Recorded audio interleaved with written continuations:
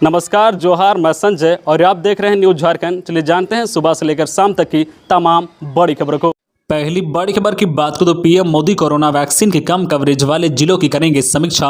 बैठक में सीएम हेमंत सोरेन से लेकर डीएम होंगे शामिल।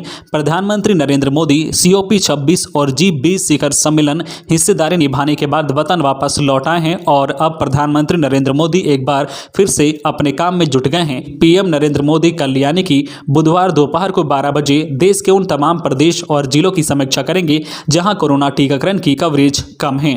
दिल्ली पीएमओ के एक आधिकारिक बयान के मुताबिक इस मीटिंग में कोरोना वैक्सीन की पहली डोज के 50% से कम कवरेज और कोविड-19 टीके की दूसरी डोज के कम कवरेज वाले जिले शामिल होंगे। आपको बता दें कि पीएम मोदी झारखंड, नागालैंड, मणिपुर, अरुणाचल प्रदेश, महाराष्ट्र, मेघालय के कम वैक्सीनेशन कवरेज वाले राज्यों के 40 से ज्यादा जिलों के डीएम के साथ बातचीत करेंगे।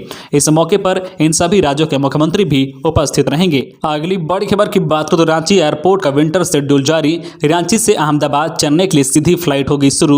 बिरसा मुंडा एयरपोर्ट से शीतकालीन समय सारणी की भी घोषणा कर दी गई है। इसके साथ ही रांची से यात्रा करने वाले यात्रियों के लिए कई बंद फ्लाइट को दोबारा से शुरू किया जाएगा। इसमें मुख्य रूप से रांची से अहमदाबाद की सीधी फ्लाइट शामिल है। यह फ्लाइट पिछले साल शुरू होने के साथ ही बंद हो गई थी, लेकिन अब इसे दोबारा से शुरू किया जा रहा है। यह फ्लाइट अहमदाबाद से शाम 5:20 पर रांची लैंड करेगी और यहां से 5:50 में अहमदाबाद के लिए उड़ान भरेगी। बिरसा मुंडा एयरपोर्ट आने व जाने वाली कुल 37 विमान सेवाओं की समय सारणी में फेरबदल किया गया है। इसके अलावा चेन्नई के लिए नई विमान सेवा प्रारंभ हो रही है। एयर एशिया का यह विमान रांची एयरपोर्ट सुबह 11:35 में चेन्नई से आएगा और 12:25 में यहां से चेन्नई के लिए सीधी उड़ान भरेगा। रांची एयरपोर्ट से फिलहाल 30 फ्लाइट उड़ान भर रही है। इसके साथ ही पहली बार रांची से कोलकाता के लिए 2 फ्लाइट उड़ान भरेगी। अगली बड़ी खबर की बात करें तो झारखंड में दिवाली से छठ तक नहीं होगी बिजली गुल। विभाग कर रहा है ऐसी तैयारी। 24 घंटे रहेगी बिजली। झारखंड बिजली वितरण निगम लिमिटेड ने धनतेरस से छठ तक राजधानी को 24 घंटे बिजली देने की तैयारी शुरू कर दी है। निगम ने अनुमान लगाया है कि उक्त अवधि में राजधानी और इसके आसपास के इलाकों में 20 मेगावाट अतिरिक्त बिजली की जरूरत पड़ेगी। इसमें 15 मेगावाट बिजली शहरी इलाके को जबकि 5 मेगावाट बिजली ग्रामीण इलाकों को चाहिए होगा। इन जरूरतों को देखते हुए निगम ने कॉमर्शियल एंड रेवेन्यू विभाग को डिमांड नेट भेज दी है। इधर दिवाली से छठ तक शहर में निर्बाध बिजली आपूर्ति सुनिश्चित करने के लिए निगम ने राजधानी के 3 ग्रिडों को विशेष रूप से तैयार रखने को कहा है। दिवाली के दिन लोड बढ़ने के कारण होने वाली संभावित तकनीकी समस्याओं के मद्देनजर सभी डिवीजनों को भी अलर्ट मोड पर रहने को कहा गया है। अगली बड़ी खबर की बात हो तो बिजली के तार की चपेट में आया मॉर्निंग वॉक पर निकला युवा व्यवसायी, करंट लगने से हुई मौत। झारखंड के पलामू जिले स्थित हरिहरगंज के शहरी क्षेत्र के अरुआ खुर्द मेन रोड निवासी युवा व्यवसायी मनीलाल शाह 35 वर्षीय के करंट की चपेट में आने से मौत हो गई है।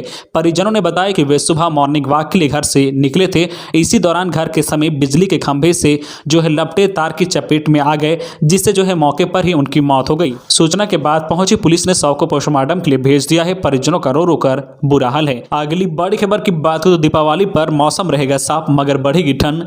राजधानी रांची में आज सुबह मंगलवार को आसमान में हल्के दर्ज के बादल देखने को मिले। इसके साथ ही शहर में हल्के कोहरे का असर देखने को मिला, मगर दिन में मौसम साफ और शुष्क हो गया।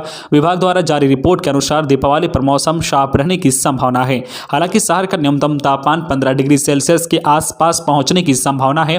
न्यूनतम तापमान में 2 डिग्री सेल्सियस की गिरावट से लोग को ठंड का एहसास होगा। मौसम वैज्ञानिक अभिषेक आनंद ने बताया कि आज से लेकर अगले 5 दिनों तक राज्य के मुख्य रूप से मौसम साफ और शुष्क रहेगा। हालांकि राज्य के सभी जिलों में औसत न्यूनतम तापमान में गिरावट देखने को मिलेगी। इस दौरान आर्द्रता में बढ़ोतरी के कारण रात में ओस और सुबह में हल्का कोहरा देखने को मिल सकता है।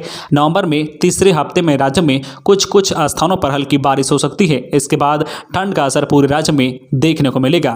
खबरों में आगे बढ़ने से पहले आपसे रिक्वेस्ट है कि अगर आप चैनल को सब्सक्राइब नहीं किए हैं तो प्लीज चैनल को सब्सक्राइब करके बेल आइकन प्रेस कर दे, जिससे आपको झारखंड की हर छोटी बड़ी खबर का अपडेट आप तक पहुंचता रहे। चलिए बढ़ते हैं खबरों की ओर। अगली बड़ी खबर की बात करें तो झारखंड के हज यात्रियों के लिए खुशखबरी। हज यात्रा फिर से हो रही है शुरू। 2 वर्षों से बंद पड़ा हज यात्रा फिर से शुरू होने वाली है।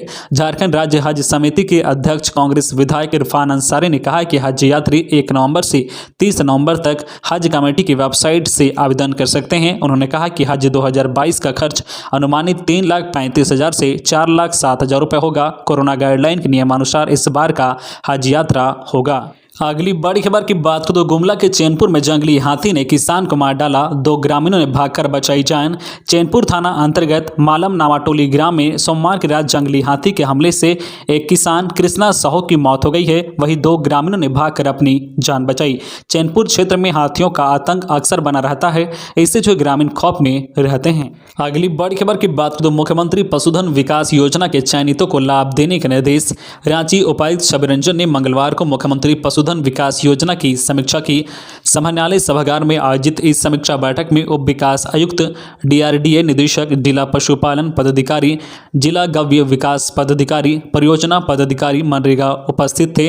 उपायुक्त ने मुख्यमंत्री पशुधन विकास योजना के तहत वित्त वर्ष 2021-22 के लिए लाभुकों के चयन करने की प्रक्रिया की विस्तार से जानकारी ली है एवं आवश्यक दिशा निर्देश दिए हैं।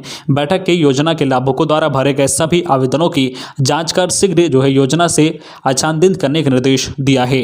अगली बड़ी खबर की बात करें तो पुलिस ने छापेमारी अभियान चला, लाखों का पटाखा किया जब बिना लाइसेंस बेच रहे थे पटाखे। लोहरदगा शहरी क्षेत्र में जिला प्रशासन ने पटाखे की दुकान में छापेमारी की।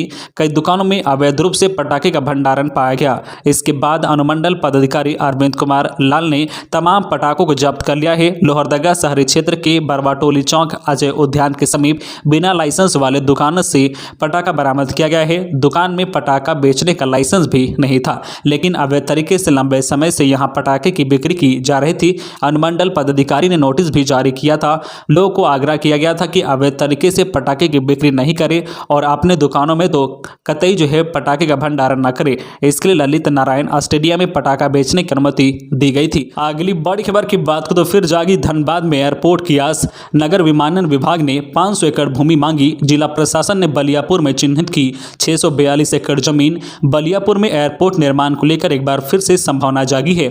जमीन की कमी के कारण एयरपोर्ट का प्रस्ताव आगे नहीं बढ़ पा रहा था, लेकिन अब इस कमी को भी पूरा कर लिया गया है। उपायुक्त के निर्देश पर बलियापुर के अंचलाधिकारी राम प्रवेश ने एयरपोर्ट के लिए प्रस्तावित स्थल के आसपास कुल 642 एकड़ जमीन चिन्हित कर उसकी सूची उपायुक्त को सौंप दी है। बलियापुर सीओ ने एयरपोर्ट के लिए जो जमीन चिन्हित की है उनमें FCI की 90.2 एकड़, गैर आबादी भूमि 120.59 एकड़ और 425.39 एकड़ रैयती भूमि शामिल हैं। सभी जमीन मिलाकर कुल 642 एकड़ जमीन हो जाती है, जबकि एयरपोर्ट निर्माण के लिए 500 एकड़ जमीन की जरूरत है। रैयतों से जमीन एयरपोर्ट अथॉरिटी किस दर पर लेगी, इसका निर्धारण जमीन की जांच और प्रस्ताव की मंजूरी के बाद तय होगा। अगली बड़ी खबर की बात करें तो झारखंड को बड़ी उपलब्धि, पहली बार MGM में 7 विषयों में होगी PG की पढ़ाई। झारखंड को बड़ी उपलब्धि मिली है। इतिहास में पहली बार Mahatma Gandhi memorial MGM medical college Jamshedpur में 7 विषयों में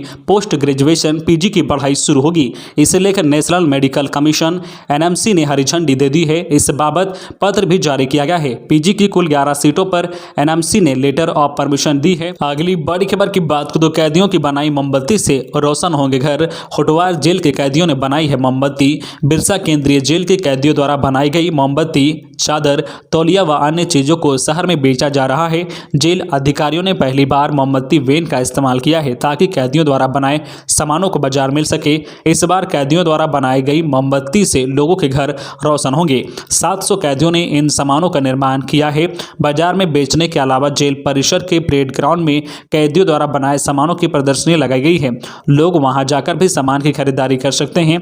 तो ये थी आज की झारखंड की टॉप बड़ी खबरें। इसी तरह झारखंड की हर छोटी बड़ी खबर देखने के लिए आप हमारे चैनल न्यूज झारखंड चैनल को सब्सक्राइब करके बेल आइकन प्रेस कर दीजिए, जिससे आपको झारखंड की हर छोटी बड़ी खबर का अपडेट आप तक पहुंचता रहे।